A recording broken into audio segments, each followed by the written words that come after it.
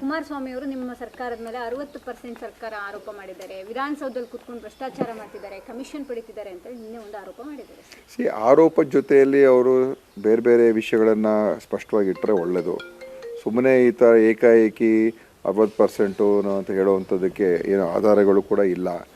ಮತ್ತು ನಮ್ಮ ಸರ್ಕಾರ ಇವತ್ತು ಏನು ಒಳ್ಳೆಯ ಕೆಲಸ ಮಾಡ್ತಕ್ಕಂಥದ್ದಕ್ಕೆ ನಾವು ಪ್ರಾಮಾಣಿಕ ಪ್ರಯತ್ನಗಳು ಮಾಡ್ತಾಯಿದ್ದೀವಿ. ಮತ್ತು ಈ ರೀತಿಯಾದಂಥ ಸುಮ್ಮನೆ ಸುದ್ದಿ ಮಾಡಬೇಕು, ನಮ್ಮನ್ನು ಟೀಕೆ ಮಾಡಬೇಕು, ಅವರು ಮೊನ್ನೆ ಸೋತಿದ್ದಾರೆ, ಆ ಒಂದು ನಿರಾಶಾದಾಯಕವಾದಂಥ ಮನಸ್ಥಿತಿಯಿಂದ ಅವರು ಇವತ್ತು ಏನೇನೋ ಮಾತಾಡ್ತಾ ಇದ್ದಾರೆ. ಅವರು ಕೇಂದ್ರದಲ್ಲಿ ಎತ್ಕೊಂಡು ರಾಜ್ಯಕ್ಕೆ ಒಳ್ಳೇದು ಮಾಡೋದನ್ನು ಹೆಚ್ಚು ಆದ್ಯತೆ ಕೊಟ್ಟರೆ ಒಳ್ಳೆಯದು.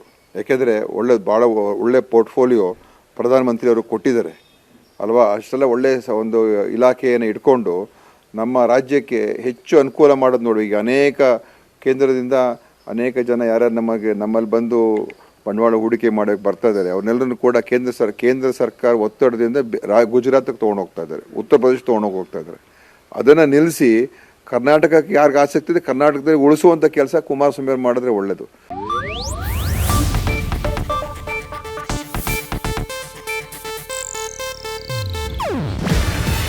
ಇದು ಏಷ್ಯಾನೆಟ್ ನ್ಯೂಸ್ ನೆಟ್ವರ್ಕ್ ಪ್ರಸ್ತುತಿ.